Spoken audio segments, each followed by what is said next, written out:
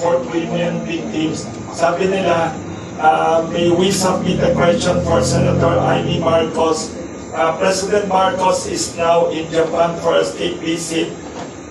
As chair of the Senate Foreign Relations Committee, do you support or do you, what is your reaction to the call of Lila Filipina NGO for President Marcos to convey to the Japanese government their demand for apology and reparation for the Filipino comfort women victims as well as historical inclusion?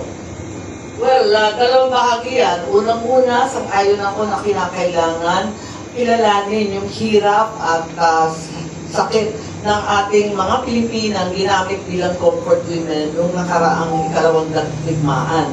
Sigurado ako na nagkahiring kami dyan at narinig namin ang karamihan. Marami sa kanila patay na, di ba? Tapos ilang lola na lang ang natitira. Kailangan talaga bigyan sila ng ginhawa.